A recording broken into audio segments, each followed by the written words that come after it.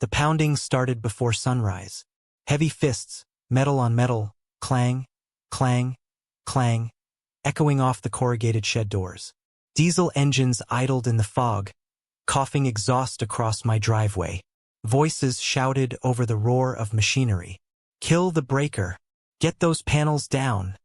Someone barked. I threw open my front door. The cold slapped my face, but the heat rising from the scene was suffocating. Generators humming. The sharp smell of ozone and wet asphalt. 3 utility trucks lined the cul-de-sac, hazard lights strobing orange across the neighbors' windows. Yellow vests moved like insects, yanking cables from conduit boxes, prying bolts off steel frames that had taken me months to install. "Hey!" I shouted, feet pounding down the porch steps. "Who authorized this?" A woman with a clipboard, perfect hair, perfect disdain, turned just enough for me to see the HOA logo embroidered across her jacket. She didn't bother answering. She waved her hand, and 2 workers climbed onto my roof, power tools shrieking.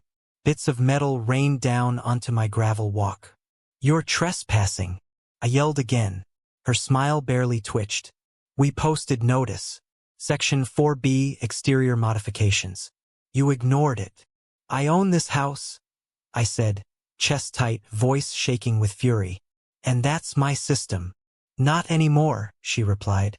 The smug calm in her tone was worse than shouting. "Non-compliant solar structures are being removed under HOA authority. You can file an appeal, if you're a member in good standing." Behind her, one of the men slipped, dropping a panel edge first onto the hood of my truck. The metallic crack made my stomach drop. "Stop!" I climbed the porch rail, reached the junction box, and yanked the master lever. Sparks jumped, the generator whined down, and for a moment, the entire street fell silent. Only the click of cooling metal and the distant bark of a dog filled the air. Then she stepped closer. "That was a mistake," she said quietly. "Tampering with authorized contractors is a violation of civil code." She held up a folded paper, stamped, signed, and already smudged with fingerprints. "You'll be fined for interference." I didn't move.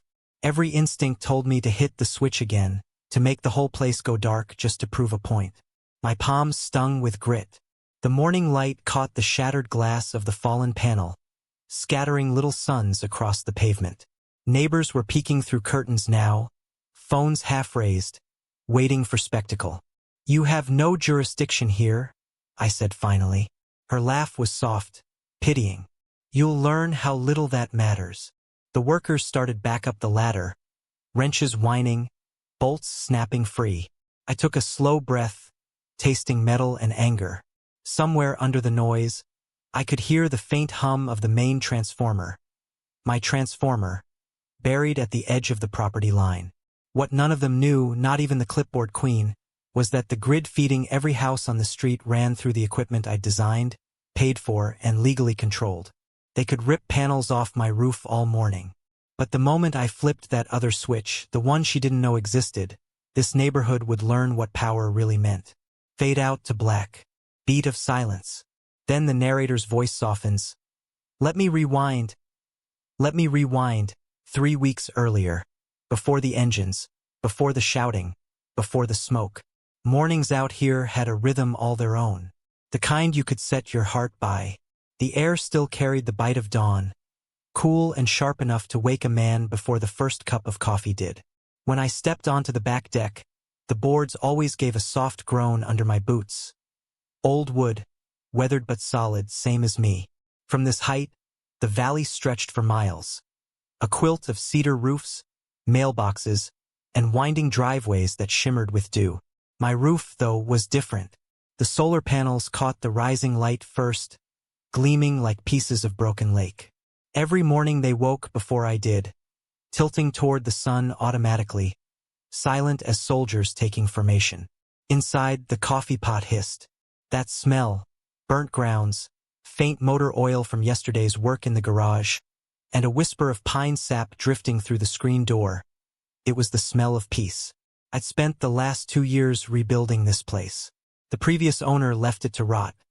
Insulation peeling, power grid unstable, lines chewed through by squirrels. I'd replaced every inch myself.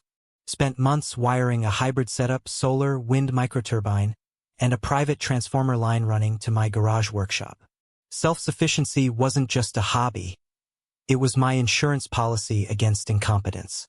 Neighbors waved occasionally, though most kept their distance. I wasn't the barbecue on weekends type.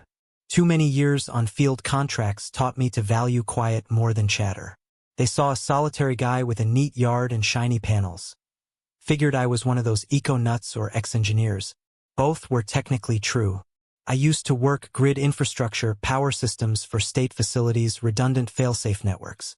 10 years ago, before the corporate buyouts, I ran logistics for an entire county utility. We built things to last back then, not to bill. I left when management started caring more about profit margins than voltage stability.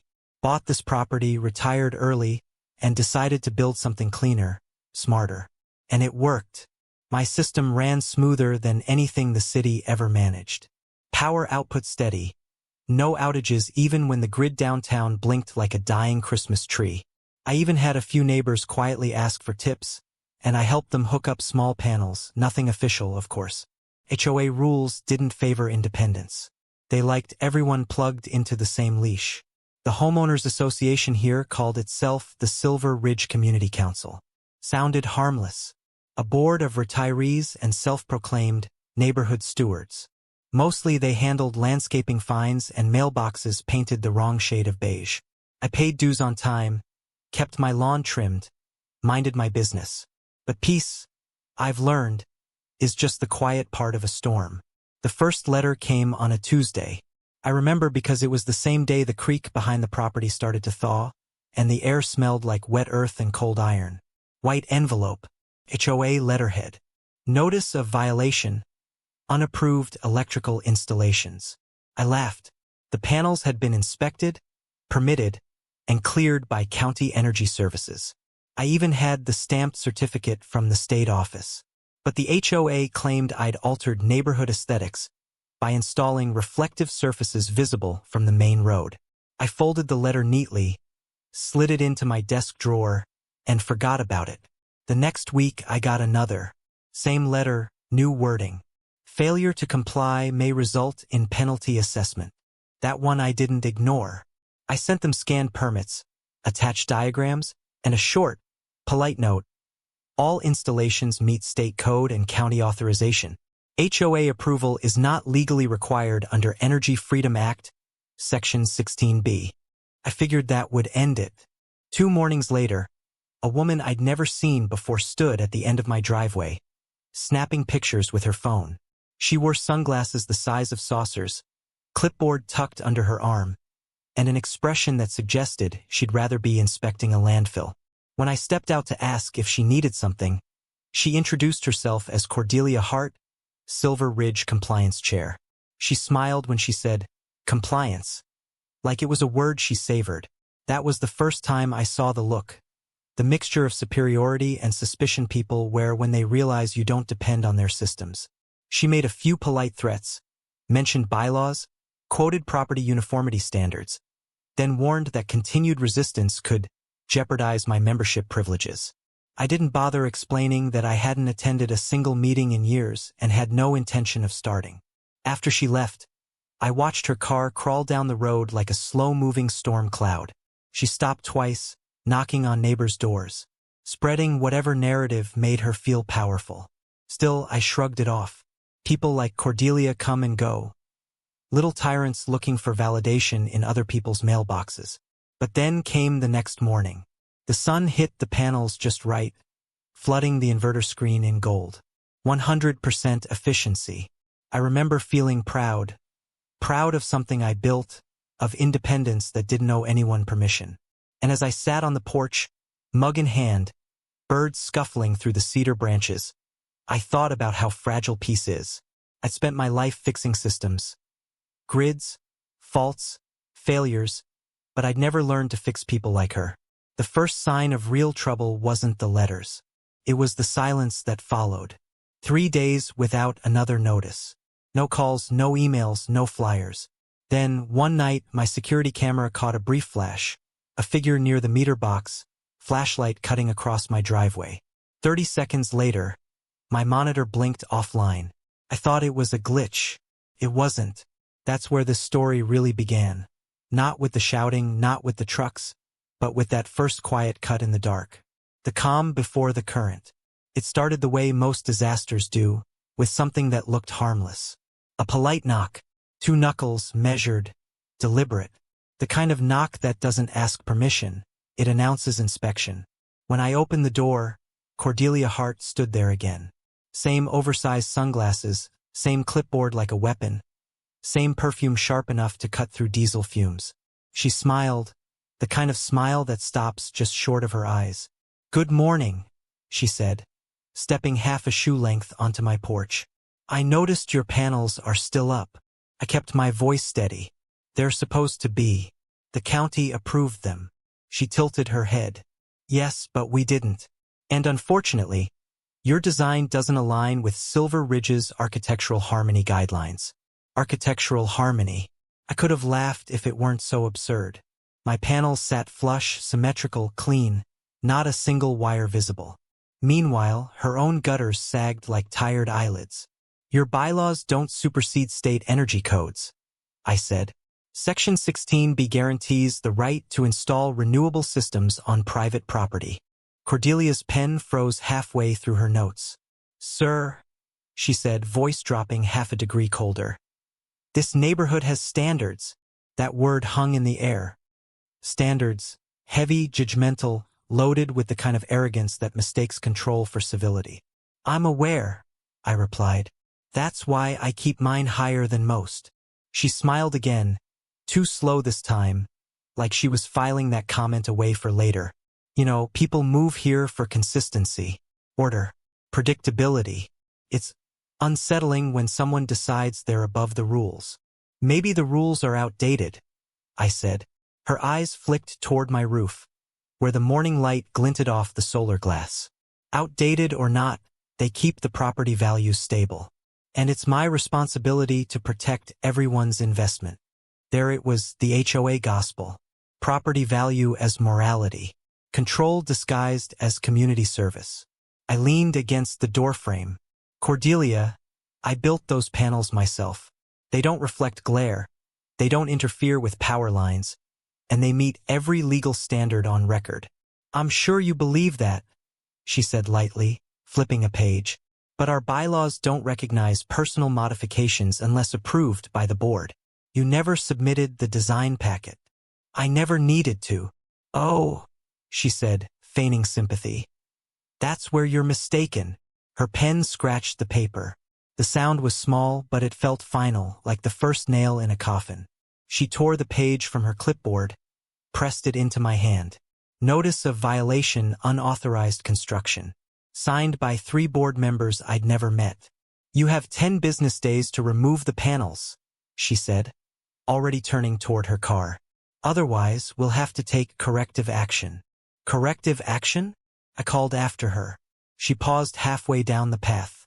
"We prefer voluntary compliance, mister." She glanced at her sheet. "Rowan, but if not, enforcement's available." Her SUV door slammed. The engine rumbled, and she drove off without looking back. I stood there a long time, the paper trembling slightly between my fingers. The edges were too sharp, the ink still damp. "Standards," I muttered. The word tasted bitter. That night, I did what I always do when something doesn't add up. I pulled records. County database, property maps, HOA filings. Cordelia Hart had been elected compliance chair just 3 months ago after the previous chair retired. Under her, the number of citations tripled. Landscaping, parking, even mailbox height, everything became an infraction. Control wasn't a job for her. It was a calling. The next morning, I found a yellow envelope taped to my garage door. No postage, no signature. Just a printout of the violation again, this time with a photo of my roof taken from across the street. And beneath it, a handwritten note in cursive that slanted like a threat. "Non-compliance affects everyone. Be a good neighbor." I stared at it for a long time, the ink bleeding slightly from the damp air. Good neighbor. I'd fought in worse places than Silver Ridge.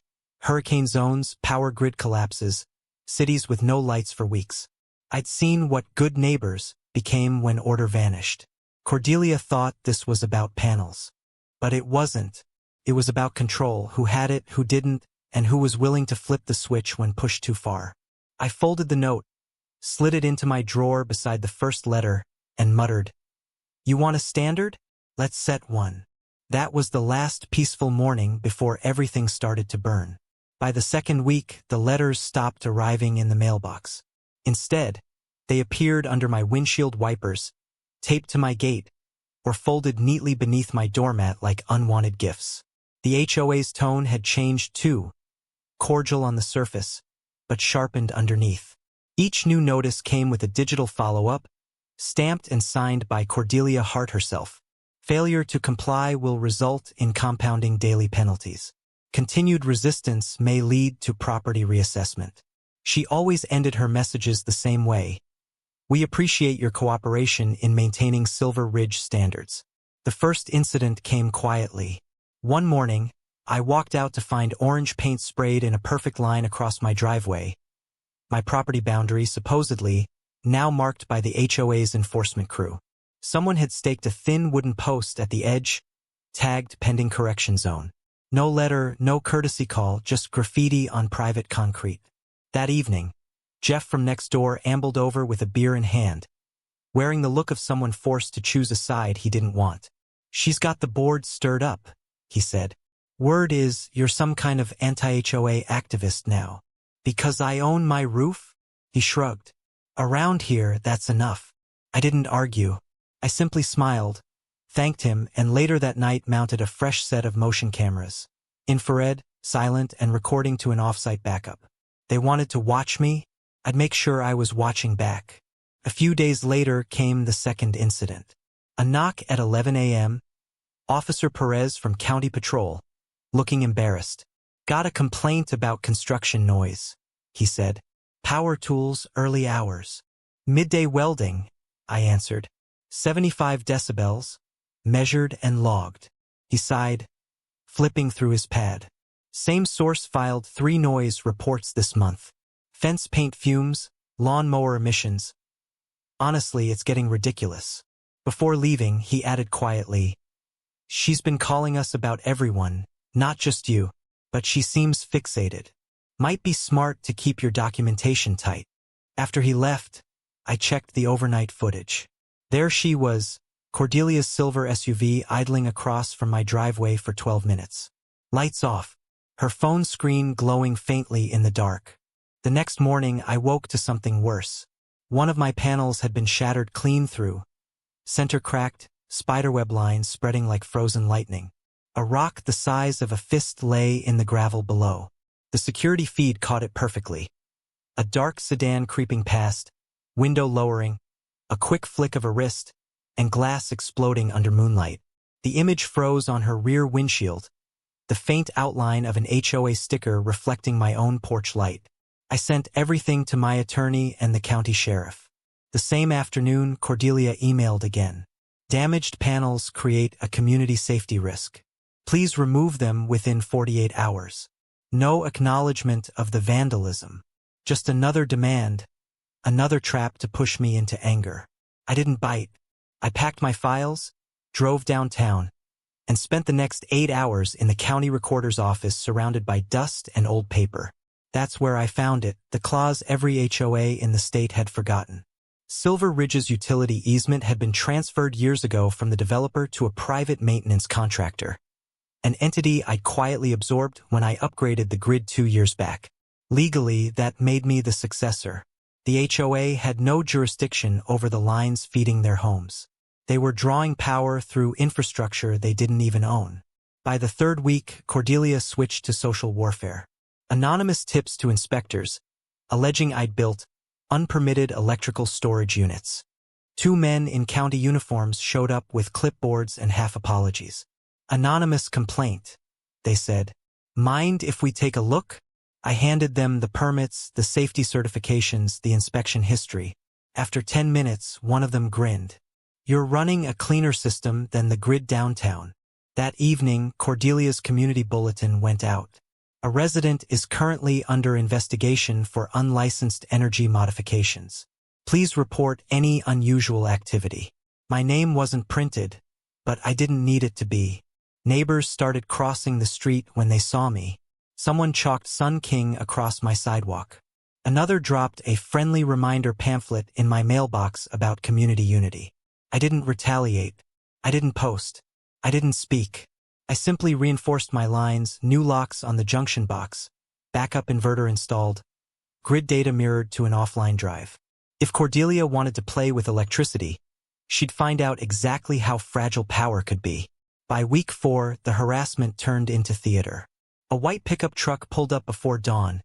No license plates, just a magnet decal that read Silver Ridge Utilities Division. 3 men climbed out, pretending not to see my cameras.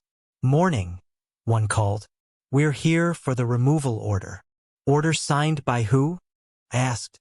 He handed me a sheet of paper that looked official until you blinked twice. Misspelled headers, forged signature blocks, and the logo stretched like a bad photocopy. "This isn't county-issued," I said. He turned toward the ladder. "We've got authorization from the HOA. Authorization doesn't override the law." At that exact moment, Jeff's truck pulled in behind them. He leaned out his window. "Hey, you guys got licenses for electrical work?" They froze. He stepped out, 6'4", shoulders broad as fence posts, and folded his arms. "Because if not, you're trespassing." And I'd love to explain that to the sheriff myself. The men exchanged looks, muttered curses, and retreated to their truck. As they pulled away, I spotted Cordelia's SUV at the far end of the street, her phone lifted just high enough to film. That night, I saved the footage, labeled it Incident 5, Unauthorized Contractors, and stored it on a hidden backup drive. Then I poured a drink, sat on the porch beneath the glow of my panels, and stared down the street until her SUV finally rolled out of sight. The days after that went eerily quiet. No letters, no paint, no phone calls, just silence thick enough to hum in your ears. It was the kind of calm that doesn't last. I knew the pattern by then. Every quiet spell meant Cordelia was regrouping, plotting something bigger. I checked my cameras again before bed. Everything normal. Motion sensors idle. Except for one thing. At 2:37 a.m., a soft flicker blinked across the monitor. The transformer at the corner of my property. A pair of figures in reflective vests, crouched beside it, tools glinting under the security light. They weren't stealing. They were trying to disconnect. That's when I realized Cordelia wasn't going to stop with threats or fines. She was going to cut my power. And when she did, I'd be ready to return the favor. It happened on a Monday morning, the kind of morning that looked peaceful enough to fool you into thinking things had settled. The air was cold, thin with fog, and the panels on my roof glistened like dark mirrors under the dew. For the first time in weeks, there were no letters, no knocks, no voices shouting about violations. I almost believed she'd finally moved on. By 9, that illusion shattered, literally. The first sound was a dull thud, like a hammer hitting glass. Then a sharper crack, followed by a metallic screech that made every hair on my arm stand up. I ran outside barefoot, half expecting to find a storm tearing through the neighborhood.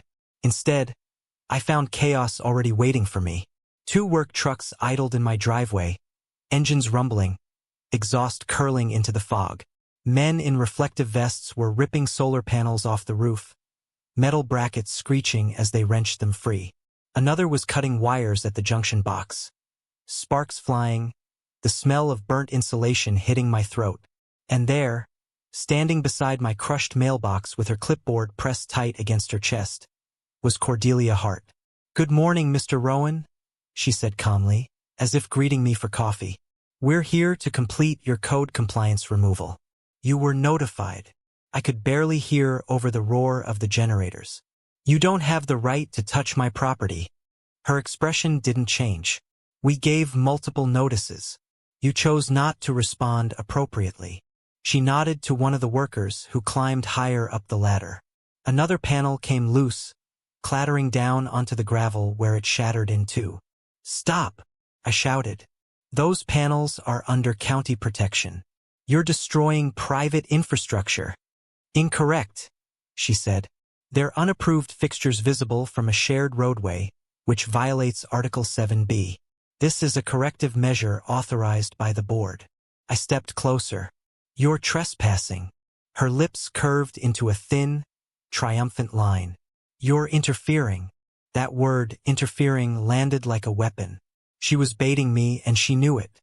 Then came the sound that froze me, the snap of live current as one of the men severed the main line feeding the inverter.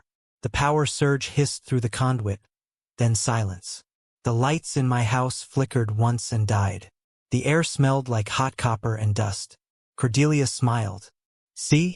Much safer now. Neighbors started appearing on porches, drawn by the noise. Phones came up, recording. To them, it probably looked like a simple enforcement job, a homeowner arguing with an HOA officer. They didn't see what I saw. The deliberate sabotage, the complete disregard for law, the arrogance of someone who thought a clipboard gave her godhood. One of the workers tossed a broken panel aside, the metal frame hitting the side of my truck hard enough to dent the door. I grabbed my phone, recording as I shouted, "You're being filmed. This is destruction of private property." Cordelia's tone shifted to icy calm. You'll want to be careful with your words. False accusations carry serious consequences. Then she reached into her folder and pulled out a folded piece of paper, waving it in front of me like a badge. Civil Enforcement Order Section 8 Compliance Violation. Filed this morning. It looked official, but the header wasn't county issued. I could see the logo distortion, the cheap watermark, another forgery. This isn't legal, I said, my voice breaking through clenched teeth. It will be, she said, once the board confirms it. Another crash. Another panel hit the ground, followed by the hollow sound of my property's power storage casing being pried open. One of them dropped a tool, sparks flying as it hit the inverter housing. The smell of ozone burned my throat. I lunged forward, but a second worker blocked me with an arm across the chest. Sir, step back. We're under order. I could feel the vibration of the machinery through the ground, like the heartbeat of something dying. And Cordelia, always watching, always smirking, tilted her head as if enjoying the show. You brought this on yourself, she said. If you just complied, we could have handled this quietly. Something in me snapped. Not rage, something colder. I turned and looked at the now dark windows of my home. The silence inside it felt unbearable. My power system, my design, my independence, all dismantled in less than an hour by people who didn't understand a single thing they were touching. I looked back at her. You've made your point, I said evenly. Good, she replied. I hope you'll remember it before filing unnecessary complaints. The trucks began to pull away, hauling fragments of my work piled carelessly in the back. I watched until the last one disappeared around the bend, leaving scorch marks where their generators had leaked oil across my drive. Cordelia lingered, one hand resting on her SUV door. We'll send the fine notice later today, she said. You can appeal if you wish, though I'd advise against wasting the board's time. And then she left me standing in the fumes, surrounded by the wreckage of my own labor. I stood there for a long time, listening to the drip of oil, the faint crackle of live wires shorting somewhere near the fence, the hum of power bleeding into nothing. It wasn't just anger I felt. It was humiliation, violation, the kind of quiet fury that settles into the bones and stays there. That's when I decided it was over. No more warnings, no more letters, no more waiting for her next move. The difference between us was simple. She believed control came from paperwork. I knew real control came from what ran beneath it, the current, the power lines, the systems that no one bothered to understand. She'd taken my panels. Fine. But the neighborhood still ran on my grid. And the next time she tried to play God, I'd show her what losing power really felt like. I started like I always do when the obvious felt too small for what was happening. Quietly, with paperwork. I cleared the kitchen table and laid everything out. Permits, inspection reports, emails, time-stamped video clips from the new cameras, the county correspondence where my name appeared as the registered maintainer of the feeder lines. The stack of paper looked ordinary, almost boring, but that was the point. Boring things break narratives that rely on drama and heat. They cut quiet, legal paths straight through theatrics. What she didn't know was how much of the system was documented, and how many boxes I'd already ticked long before she ever stepped onto my porch. I called Margot my lawyer. Steady voice, no nonsense, who smelled faintly of lemon oil and always asked the smart questions. We met in her office across town. She scanned my files with the kind of focused patience people reserve for legal fictions being dismantled. "You've got chain of custody on that footage," she said, tapping the drives. "Copies in 2 separate secure locations, timestamps intact. That panel damage? That's criminal mischief if you can place actors." She added a clause I liked. "Don't escalate publicly. Calm, surgical advice." Exactly what I wanted. Next, I phoned the county inspector I'd met a week earlier, a man who knew the municipal grid skeleton like it was his own handwriting. He arrived with his clipboard and a low-key smile, not surprised by the breadth of my documentation. Together we walked the feeder route, boots on gravel, eyes on junction boxes, the smell of warm metal in the afternoon sun. I watched him nod at diagrams I'd already prepared, the ones showing how my transformer tied into a private easement that most of the neighborhood assumed belonged to the utility. He annotated my printouts, then said quietly, "If your filings are in order, the HOA has zero authority over that line." He didn't shout it across the street. He didn't need to. The fact sat between us like an unspoken weapon. I duplicated everything, digital copies encrypted and mirrored to an offsite vault, hard copies bound and triplicate. I filed a formal successor notice with the county clerk confirming maintenance rights and service responsibility for sections of the subdivision feed. It was the sort of bureaucratic paper that feels meaningless until you need it. A dusty, sterile form that can stop a truck with a clipboard cold. I sent certified letters to the HOA and to Cordelia personally, copying the county clerk's office and my attorney, letting the paper trail begin to run through official channels. At home, I rewired a few things, not to be destructive, but to be deliberate. I built an access panel that allowed me to isolate the secondary feeds without risking damage to neighboring equipment, ran test switches that reported status over encrypted telemetry, and set failsafes so that any attempt to tamper with the junction would generate instant logs and alerts to my backup server. I carefully staged the hardware so that a power cut could be surgical, reversible, and, above all, provable. I didn't want chaos. I wanted leverage backed by irrefutable data. I ran simulations late into the night, the faint hum of fans and the blue glow of monitoring screens the only company I kept. I'd been preparing for exactly this. Neighbors matter in a fight like this. I visited a handful. Jeff, Mrs. Alvarez across the lane, the retired electrician 2 doors down. Explaining, not bragging, showing them harmless diagrams and inviting them to view the footage. Some were skeptical, others quietly grateful. A couple admitted Cordelia had already visited them with thinly veiled warnings. I offered to share my recordings if they ever needed to contest a claim. Small gestures, but they planted seeds. Community testimony is a slow kind of armor. There was also the technical work, a sealed, redundant logging system capturing voltage, current, and event markers at the transformer, a tamper-evident enclosure around our primary junction, an audio overlay synchronized to the cameras for corroborated witness statements. I booked a neutral, state-certified electrical inspector for a weekend audit and fed him the history, the permits, the sequence of events. His formal report, dry, precise, impossible to misinterpret, would become an exhibit if we needed it. Everything I did was deliberate and, crucially, defensible. I avoided theatrics. I avoided threats. The quiet accumulation of facts, the patient building of immutable records, was how power is actually exercised through authority you can prove, not the performative kind Cordelia relished. Late one night, with the monitoring screens soft on the kitchen counter and the house breathing in the small hours, I walked the property and checked the switchgear. My hands moved like memory across familiar bolts and connectors, the metal warm from the evening sun. The neighborhood slept, oblivious. The only sound was the small click of relays on the telemetry box and the distant hum of the main. I imagined what would happen when the next act began. Evidence already filed, the county clerk holding copies, lawyers poised, neighbors who could swear to what they'd seen. Strategy is not vengeance. It's preparation for a clean, unavoidable truth. I had built both. The HOA's board meeting was scheduled for Saturday at 10 a.m., and by 9:30 the cul-de-sac looked like a parade route. Folding chairs, SUVs idling, the faint hum of neighbor gossip drifting between lawns. Cordelia had arranged it as a special session to address ongoing compliance violations. She wanted an audience. She wanted her stage. I arrived carrying nothing but a weathered briefcase and a small gray folder. No shouting, no grand entrance, just a quiet walk up the drive. Cameras from curious neighbors tracked every step.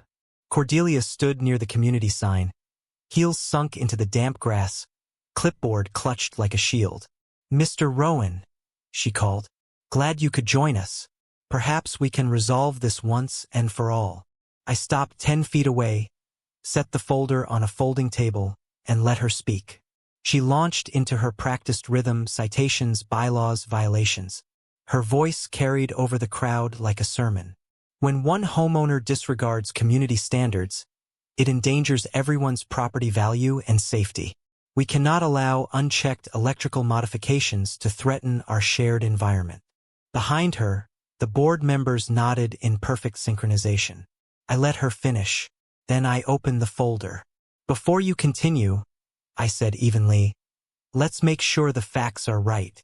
I spread 3 documents across the table: a county permit, a state energy compliance certificate, and the easement deed. The crowd shifted closer. Paper rustled. Cordelia's smile tightened. "We've reviewed those already." "Doubtful," I said, "because if you had, you'd know that this easement," I tapped the deed, "assigns maintenance rights of the subdivision's electrical infrastructure to the contractor who installed it 23 years ago. That company dissolved. I purchased its assets 2 years ago, which means, under state transfer statute, I'm the legal maintainer of every line your homes draw power from." A low murmur rippled through the crowd. Someone whispered, "Is that real?" Cordelia straightened. "Even if that's true, you still violated architectural standards." "What standards?" I asked. "These panels were approved by county inspection and permitted by state law. Your rules don't supersede that. And while you were ordering my equipment dismantled, your contractors were trespassing on a utility system that doesn't belong to the HOA." She crossed her arms. "You can't prove that." I reached into the briefcase and placed a flash drive beside the papers. Security footage, date stamped, audio synced, and verified by county inspectors. I've already submitted copies to the sheriff's office and my attorney. A few of the neighbors raised their phones higher, recording. The rustle grew louder, chairs scraping, voices whispering names. Cordelia's confidence started to crack. "Those contractors were licensed," she snapped. "No," I said, sliding another sheet forward. "Here's the licensing registry. Their business number was dissolved 6 years ago. They were trespassing under your verbal authorization." She took a step back. "You can't bring unverified evidence to a board meeting." "You brought unauthorized workers to my home," I replied, "and in doing so, damaged a live transformer that powers this community." For a beat, silence. Then Jeff's voice from the crowd. "He's got proof, Cordelia. I saw those trucks myself." She tried to talk over him. "Mr. Rowan has been antagonistic since day one. He refuses to cooperate, refuses to follow procedure." I raised my hand. "Procedure?" I reached down and flipped open a small switch on the device clipped to my belt. A quiet mechanical click. The sound was barely audible, but a moment later every porch light on the street flickered once and dimmed to half brightness. The crowd gasped. Cordelia froze. "What just happened?" someone whispered. I kept my voice level. "That's the safety limiter I installed when the HOA's unauthorized contractors severed live lines. A simple demonstration of how interconnected this neighborhood really is." She pointed a shaking finger at me. "You're threatening this community." "No," I said softly. "I'm reminding it who's been keeping it running." Before she could answer, a police cruiser rolled around the corner. Officer Perez stepped out, followed by a county inspector and a man in a tan jacket, the energy compliance officer. Perfect timing. Margot had made the calls that morning. Perez surveyed the crowd. Everyone calm down. We're here to review an active complaint about unauthorized property damage. Cordelia turned toward him, relief flooding her tone. Yes, officer. That's what I've been trying to explain. The inspector interrupted her. Actually, ma'am, we're here regarding your board's recent activity. Mr. Rowan filed a report of unlawful interference with regulated energy systems. Her mouth opened, then closed again. He lifted a file from his case. We've reviewed his documentation. The easement deed, transfer filings, maintenance licenses, they're valid. The HOA has no jurisdiction over his installations. Perez added, and the vandalism footage matches vehicle descriptions from a crew operating under your verbal directive. That's trespassing and property destruction. The crowd erupted in murmurs. Phones angled closer. Cordelia tried to recover. You can't take his word for it. He's manipulating data. Margot's voice cut in from behind me. She'd arrived unnoticed. The data's been verified, Ms. Hart. Multiple independent inspectors have signed off. You can contest it in court if you like, but I'd advise you to stop speaking before this becomes obstruction. Cordelia's face went pale. Her hand trembled as she clutched the clipboard tighter, papers slipping loose and scattering onto the grass. The wind lifted one page and sent it tumbling toward the curb, where a neighbor caught it, one of her forged enforcement orders. He held it up for everyone to see. You forged these? He shouted. I followed procedure, she stammered. Perez stepped forward, calm but firm. Ma'am, please step aside. You'll need to come with us to answer some questions. She backed away, voice cracking. This is harassment. I was protecting our neighborhood. The inspector's tone stayed measured. By falsifying authority and damaging regulated infrastructure? Her clipboard hit the pavement with a hollow clatter. I stood silent, the lights still dimmed across the street, a visual reminder of what ran beneath their lawns. When Perez gestured toward me, I nodded and flipped the switch again. The lights returned to full brightness. A collective exhale rippled through the crowd. Margot turned toward the neighbors. For anyone affected, county technicians will perform a safety audit. Mr. Rowan's maintenance authority is now formally recognized. The HOA's enforcement actions are suspended pending investigation. The board members behind Cordelia whispered furiously, distancing themselves inch by inch. Cordelia looked around, the faces of the same people who used to applaud her at meetings now fixed in judgment. Phones recording, whispers spreading like static. Her control evaporated right there on the front lawn. I closed the folder, tucked it back into my case, and said quietly, We're done here. She tried one last time, voice trembling. You think this makes you a hero? You humiliated this community. I met her eyes. No, Ms. Hart. I just turned the lights back on. Perez led her to the cruiser. Flashing red and blue washed over the street, blending with the white glare of cell phone cameras. When the door closed behind her, the only sounds left were the hum of restored electricity and the low murmur of neighbors realizing the balance of power had shifted. As the officers drove away, I felt the first breeze of real quiet in months. Clean, electric, final. I didn't smile.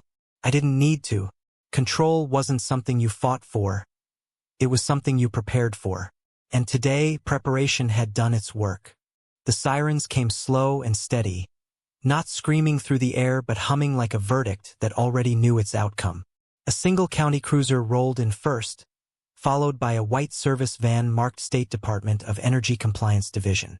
Behind that, a second vehicle darker, unmarked, slid in silently and parked by the curb. The morning sun caught the badges on their sleeves. State Seal, Electrical Regulatory Division, Property Compliance. Neighbors gathered at the edges of their driveways, murmuring like an audience waiting for the second act of a play they never thought they'd see. I stayed where I was, hands in my jacket pockets, expression neutral. The officials didn't rush. They didn't need to. They moved with the calm precision of people who knew exactly what they'd find. Cordelia's posture straightened as they approached. Her clipboard held high again like a flag she thought still meant something. Officers, she called out. relief flickering across her face. Finally, I'm glad you're here. This man has been operating unlicensed electrical systems in violation of community and safety codes. He's endangered the neighborhood. The lead inspector, a tall man in his 50s with silver hair and a badge that read B. Keating, state compliance officer, didn't answer right away. He adjusted his glasses, opened a thick folder, and began reading aloud. According to our records, this property holds a registered permit issued under the Energy Freedom Act, Section 16B, for installation and independent operation of renewable systems. The maintainer of record, he glanced at me, is one Mr. Nathan Rowan. Cordelia blinked. That's incorrect. Our HOA board has jurisdiction over all exterior structures. We filed corrective action.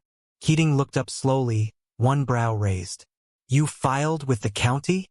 With, she hesitated, the Silver Ridge Community Council. He closed the folder softly. That's not a legal enforcement body, ma'am. Her voice faltered. But our bylaws, the second official, a woman from the county property division, stepped forward. We've reviewed your bylaws.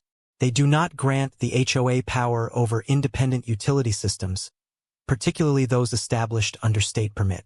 Any enforcement attempt beyond aesthetic advisories is unauthorized. Cordelia's fingers tightened around the clipboard.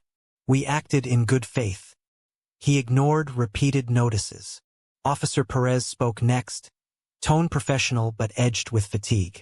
Ms. Hart, we've also received complaints and verified footage showing property damage during your so-called enforcement. Several residents witnessed unauthorized contractors dismantling equipment on this property. That constitutes criminal trespass and destruction of property. The crowd shifted. Someone muttered, I saw that. Another nodded. Cordelia took a shaky breath. This is a misunderstanding. The contractors were hired through approved channels. Keating interrupted. Approved by whom? The board, she snapped. He turned to the inspector beside him. Run those license numbers again. The inspector tapped on a tablet. All expired, sir. None of them have held electrical certification for 6 years. Keating's eyes narrowed. That's falsification of authority, ma'am. Do you have any paperwork authorizing that work order? Cordelia's voice shrank. It was verbal approval. Then you knowingly dispatched unlicensed personnel to interfere with a regulated energy system, he said evenly. Do you realize the liability that creates? She tried to regain footing, voice trembling but defiant. We were only following HOA procedure. Perez stepped closer. And that's exactly the problem, Ms. Hart. HOA procedure doesn't override state law. For the first time, Cordelia's confidence cracked completely. Her eyes darted from one official to another, looking for anyone who might still be on her side. Keating turned toward me. Mr. Rowan, can you verify ownership of the grid infrastructure you referenced in your filing? Without speaking, I opened my briefcase, withdrew the deed transfer packet, and handed it to him. He leafed through the notarized pages, comparing signatures and registry numbers, then looked up. This is legitimate, he said, loud enough for the crowd to hear. The HOA has been operating on an easement that transferred with the developer's assets over a decade ago. The lawful maintainer is indeed Mr. Rowan. A quiet ripple of disbelief moved through the neighbors. Cordelia stammered, That can't be possible. He's just a homeowner. Keating studied me for a moment. That's not entirely accurate. He turned back to her. Before retirement, Mr. Rowan worked as a senior systems engineer for the state's energy infrastructure program. His licensing allows him to manage and maintain regulated renewable systems, which means every action you've taken against him has been directed against a registered authority in your own jurisdiction. Her clipboard slipped from her hand and hit the pavement with a dull crack. The papers scattered like falling leaves. Perez cleared his throat. Ma'am, I'm placing you under temporary detainment while we document the scene. You'll have an opportunity to provide statements and counsel. But for now, I need you to remain calm and step back from the property. She shook her head, trembling. You don't understand. He's manipulating this, twisting laws. Keating's voice hardened. What I understand, Ms. Hart, is that you issued false citations, dispatched unlicensed contractors, and attempted to disable critical infrastructure belonging to the state's energy grid. That's not a neighborhood dispute. That's a felony. Perez gestured gently toward the cruiser. She didn't move at first. Then, realizing no one was speaking up for her, she walked stiffly toward the curb, her shoes crunching on the broken glass from my ruined panels. The compliance officer turned back to me. We'll coordinate with your legal team and ensure your equipment's restored under supervision. You have full right to seek restitution for damages. Thank you, I said quietly. He nodded. You did everything by the book, Mr. Rowan. Few people do anymore. The unmarked car's door opened then, and a woman in a federal badge stepped out, Department of Energy Regulatory Enforcement. She approached Keating, exchanged a few quiet words, then turned to Cordelia, who now sat in the cruiser, pale and silent. Ms. Hart, she said, voice level. You'll also be answering for violation of the Federal Renewable Systems Protection Act. You interfered with a certified renewable infrastructure site. That's federal property when connected to state maintenance lines. Cordelia blinked, stunned. Federal? The agent nodded. You trespassed on government-connected property, ma'am. The air shifted again. This time, quieter, heavier. Neighbors who had once whispered now simply stared, some filming, others just watching as the illusion of her authority dissolved in the sunlight. Keating closed his file. We'll see to the restoration of your panels, Mr. Rowan, and we'll have the county remove the HOA's hold on your easement. I looked toward the transformer at the end of the street. The hum of it steady again, constant, unbothered. The same power that had always been there, only now it was finally visible to everyone who'd pretended not to see it. Cordelia turned once, eyes wide, voice barely audible through the cruiser's open door. You planned this. I didn't answer. I simply said, I prepared for it. The door closed with a soft, definitive thunk. The vehicles pulled away one by one. First the state van, then the cruiser, then the unmarked car. By the time the noise faded, the street was silent except for the sound of power returning to the lines.